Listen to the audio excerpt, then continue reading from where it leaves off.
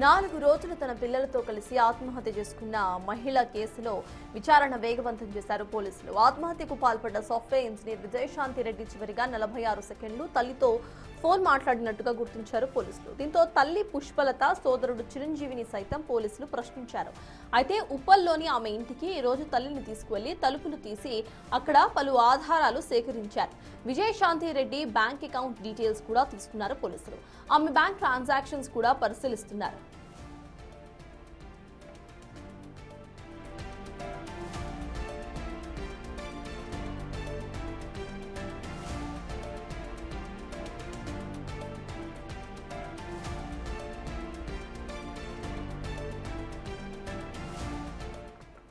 సిఎస్సికి ఇదే అంశంపై పూర్తి డీటెయిల్స్ మా ప్రతినిధి సురేష్ అందిస్తారు. సురేష్, చెప్పండి, తన ఇంటి దగ్గర నుండి సైతం కొన్ని ఆధారాలను సేకరించినట్టుగా తెలుస్తోంది, బ్యాంక్ స్టేట్మెంట్స్ ను సైతం తీస్తున్నట్టుగా అర్థమవుతోంది. అసలు ఈ కేసుకు సంబంధించి ఎటువంటి క్లూస్ ను ఇటు పోలీసులు సేకరించారు? ఇప్పటి వరకు అప్డేట్స్ ఏంటి సురేష్? రైల్వే పోలీసులు ఇన్వెస్టిగేషన్లో ఇప్పటి వరకు ఎలాంటి ఆధారాలు దొరకలేదు, ఆత్మహత్యకు గల కారణాలు బలమైనవి కనబడట్లేదు అని చెప్పేసి కూడా నిర్ధారణకు వచ్చారు. కానీ వాళ్ళ కుటుంబ సభ్యులని ఈరోజు మరొకసారి విచారించారు. అసలు విజయారెడ్డికి ఎవరితోనైనా అంటే ఆర్థికంగా కానీ, లేదంటే ఆన్లైన్ ట్రేడింగ్ కానీ, లేదంటే బ్యాంకు సంబంధించిన ఆమె అకౌంట్స్ అన్నిటిని కూడా పరిశీలించి వాటన్నిటికి సంబంధించి వివరాలు తెలుసుకున్నట్టు తెలుస్తుంది. అంతేకాకుండా పిల్లలని కాలేజ్ నుండి తీసుకొచ్చిన సందర్భంలో పిల్లలకి చనిపోతున్నట్టు కూడా తెలియనట్టే ఆ సీసీ ఫుటేజ్లో స్పష్టంగా కనబడుతుంది. ఎందుకంటే కొడుకుని తీసుకొని ఆ తర్వాత కూతురు దగ్గరికి వెళ్ళింది. కూతురు దగ్గర ఉన్నటువంటి హాస్టల్లో దాదాపు 19 నిమిషాల దాకా అక్కడే ఉంది. అంటే కూతురు పైనుంచి కిందికి వచ్చే వరకు అక్కడ కూర్చొని మళ్ళీ మాట్లాడి ఎవరైతే రిసెప్షన్లో స్టాఫ్ ఉంటారో వారితో మాట్లాడి కూతుర్ని తీసుకొని వెళ్తున్నప్పుడు కూతురు చాలా యాక్టివ్గా కనబడుతున్నటువంటి పరిస్థితి ఉంది. ఎందుకంటే ఏదైనా బాధగా ఉంటే పిల్లలతో పంచుకున్న తర్వాత అక్కడికి వెళ్ళింది అనుకున్నారు. కానీ అక్కడికి వెళ్ళినప్పుడు పిల్లలకి సూసైడ్కి సంబంధించిన విషయం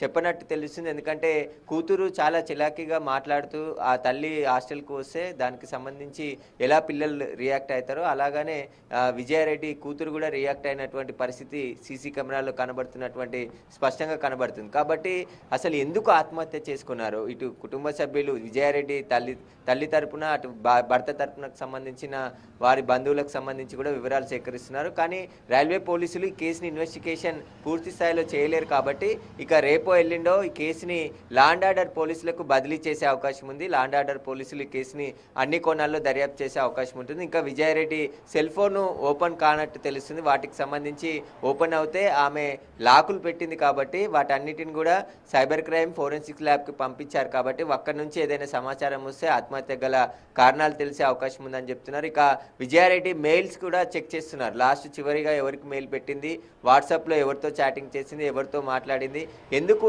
ఆత్మహత్య చేసుకోవాలనుకుంది అనే దానికి సంబంధించి ఇప్పుడు పోలీసులు అయితే దర్యాప్తు ఇంకా కొనసాగిస్తున్నారు.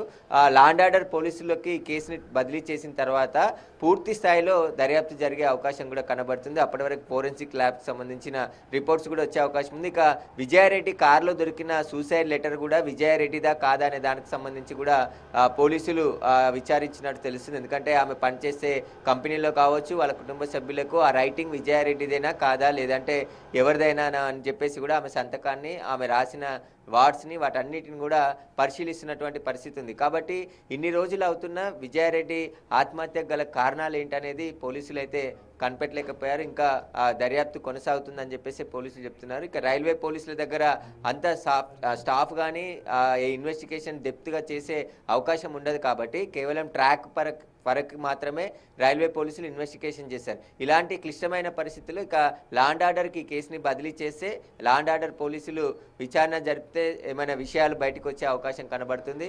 ఎవరు కూడా ఎలాంటి అనుమానం లేదు, మాకు అసలు ఆర్థిక ఇబ్బందులు లేవు, ఎవరితో గొడవలు లేవు అని చెప్పేసి ఇటు విజయారెడ్డి తల్లి కుటుంబ సభ్యులు కానీ విజయారెడ్డి భర్త కానీ చెప్తున్నటువంటి పరిస్థితి ఉంది. కాబట్టి ఆమె సెల్ ఫోన్ లాక్ ఓపెన్ అవుతే ఖచ్చితంగా కొన్ని ఆధారాలు పోలీసులకు దొరికే అవకాశం ఉంటుంది. ఆ తర్వాత విజయారెడ్డి కొడుకు కూతుర్ని తీసుకెళ్లి అత్యంత దారుణంగా ఆత్మహత్య చేసుకుంది. కాబట్టి దానికి గల కారణాలైతే బలంగానే ఉండొచ్చు అని చెప్పేసి కూడా పోలీసులు భావిస్తున్నారు. ఎందుకంటే చదువుకుంటున్న పిల్లల్ని కాలేజీకి వెళ్ళి మరీ తీసుకువచ్చి చనిపోవాలనుకుందంటే ఏదో ఘటన జరిగి ఉంటుంది, లేదంటే ఆన్లైన్ ట్రేడింగ్ కానీ, లేదంటే ఇంకా వేరే ఏ ఇబ్బంది ఉంది విజయారెడ్డికి అనే దానికి సంబంధించి పోలీసులు లోతుగా ప్రస్తుతం అయితే దర్యాప్తు కొనసాగిస్తున్నారు.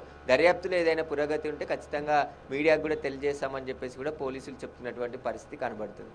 Yes, thank you Suresh.